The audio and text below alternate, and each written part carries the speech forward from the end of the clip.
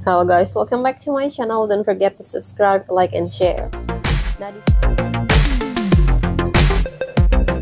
nah, di video ini saya mau sharing-sharing tentang pembuatan paspor ya teman-teman. Terutama untuk kalian yang bukan pegawai, pegawai negeri atau pegawai swasta, pegawai bank, pegawai kantoran, kayak wira swasta, ibu rumah tangga. Ini kalian perlu banget tonton video saya.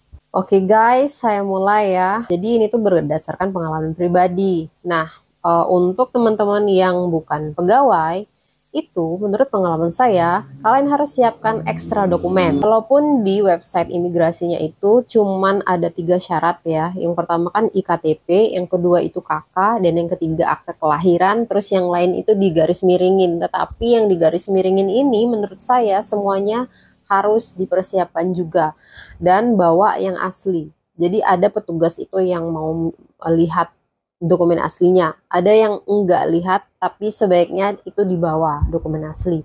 Dan itu yang di display ya, tidak ada kan kayak syarat spesifik misalnya jika kalian ibu rumah tangga maka syaratnya ini. Itu tidak ada, tidak pernah disosialisasikan secara terbuka oleh pegawai imigrasi ataupun kantor-kantor imigrasi. Tetapi tiba-tiba waktu di sana mereka tidak percaya, itu mereka bisa menambahkan dokumen-dokumen susulan tadi untuk kita penuhi gitu. Nah, kalau menurut pengalaman saya sendiri, berhubung saya alhamdulillah ya, bukan saya sombong tapi saya mau share aja.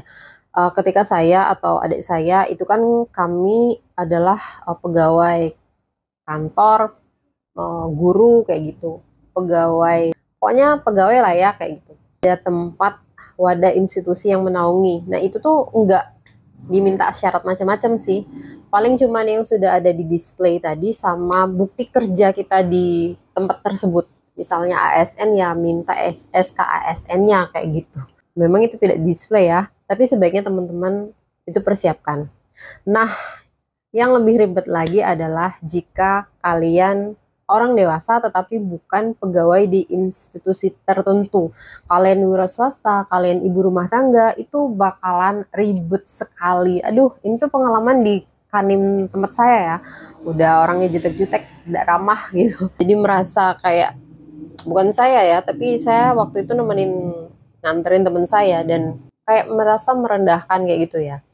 Memang benar sih ya, sekarang itu banyak sekali penyalahgunaan paspor untuk kerja sebagai pekerja ilegal di luar negeri. Tetapi kan etika menurut saya lebih diutamakan juga ketika misalnya meminta syarat, sampaikanlah dengan baik, tidak usah merendahkan. Jadi disampaikan dengan baik lah kayak gitu. Terus kalau misalnya tidak mau membuat orang ribet kayak gitu kan, kadang kan rumahnya itu nggak dekat untuk datang ke kantor imigrasi, apalagi di daerah ya. Kadang dari desa ke kota itu butuh waktu 1 jam, 1,5 jam kayak gitu.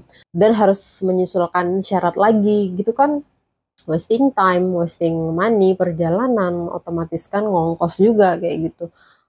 Sebaiknya kan kantor imigrasi membuat video kayak gitu loh ya. Oh ini loh, kalau misalnya Anda ibu rumah tangga, Anda pekerja swasta, siapkanlah dokumen tambahan seperti ini kayak gitu. Seperti mereka memberikan list, oh syarat membuat paspor anak adalah ini.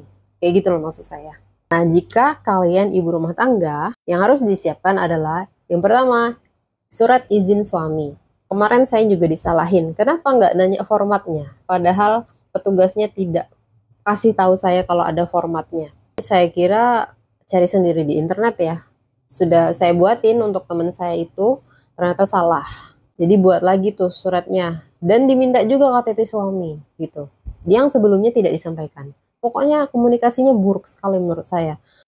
Tidak ada video sosialisasi. Terus kayak petugas front office sama petugas dalam itu seringkali berbeda pendapat. Belum lagi petugas di dalam itu etikanya buruk ya. Kalau kita tidak pegawai, dia tidak mau senyum, tidak ramah, merendahkan kayak gitu, seolah-olah yang bersangkutan itu gembel gitu ya. Padahal belum tentu kan ya. Wirausaha, wira swasta bisa lebih kaya daripada pegawai loh ya. Ya nggak apa-apa, agak meleng dikit. Saya agak kesal juga sebenarnya dengan sikap seperti itu ya.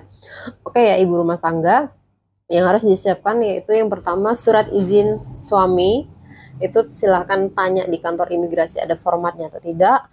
Terus yang kedua KTP, karena tadi surat izin suami mau dilihat juga KTP-nya, padahal sudah ada kakak. Itu salah satu kebodohan sih menurut saya. Lanjut, yang ketiga adalah tiket pulang pergi ya, itu ditunjukin. Yang keempat, si petugasnya minta fotokopi rekening koran 3 bulan terakhir minimal 25 juta. Saya sempat protes juga, wow gitu. Itu sih syarat buat visa, saya bilang. Kenapa sampai rekening minimal 25 juta padahal cuma mau ke Malaysia aja gitu kan. Membawa guide-nya itu percuma ya. Jadi mana buktinya kalau ibu ini ada di dalam list Anda gitu. Sedangkan guide itu beda sama perusahaan travel ya. Guide kan cuma punya bukti tiket pulang pergi ataupun pembayaran aja. Dan itu masih diragukan kayak gitu. Dan menurut saya sangat mempersulit sekali ya. Sama aja kalau kita masuk universitas gitu. Masa iya tunjukkan rekening koran Bapak Ibu bahwa Anda sanggup menyekolahkan anak Anda ke universitas ini kayak gitu.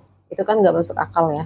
Karena kan petugas ini petugas pembuat paspor, bukan petugas border imigrasi. Nah itu kan untuk yang ilegal harusnya ya di border imigrasi ya yang lebih diperketat gitu ya Bapak Ibu. Untuk ibu rumah tangga, jadi siapkan berkas pendukung yang 3 tadi. Untuk yang wira swasta itu juga perlu ya fotokopi rekening koran 3 bulan terakhir kayak minimal 20 juta atau 25 juta minimal untuk membuktikan kalau kita bakalan pulang lagi. Print juga tiket, kalau misalnya ada bukti usaha, izin usaha ya boleh juga difotokopikan. Untuk yang wirausaha, wira swasta maksud saya, yang bukan pegawai. Ya jadi itu aja ya teman-teman sharing saya. Semua berkas harus dipersiapkan. Tanya, kalau misalnya sampai situ terus berkas kita masih kurang, itu tanya sedetail-detailnya, dengan sampai kita bolak-balik lagi. Dan saya harap petugas imigrasi harus lebih ramah, beretika, jangan marah-marah, jangan sombong, jangan merendahkan orang, karena belum tentu yang non pegawai itu gembel atau orang miskin. Bisa saja mereka lebih kaya dari si petugas imigrasi. Karena membantu orang, membantu diri sendiri ya. Ketika Anda mempersulit orang, bakalan dipersulit juga sama Allah suatu hari nanti. Saran saya maklum sekali karena itu salah satu cara untuk menekan angka, menghindari orang-orang yang bekerja di luar negeri. Tetapi sebaiknya untuk dokumen pendukung, dokumen yang disusulkan bisalah disosialisasikan di Instagram kayak di mana kayak, supaya kita tuh oh kalau ibu rumah tangga syaratnya ini loh, nggak butuh bolak-balik lagi gitu. Ntar nyampe situ nambah lagi, bahkan kadang front office sama petugas yang di dalam itu berbeda pendapat. Nah itu yang buat ribet sekali ya. Semoga aspirasi masyarakat didengar tanpa emosi, dengan kepala dingin dan lapang dada. So that's all ya teman-teman, semoga bermanfaat sharing saya. Sampai ketemu lagi di video selanjutnya.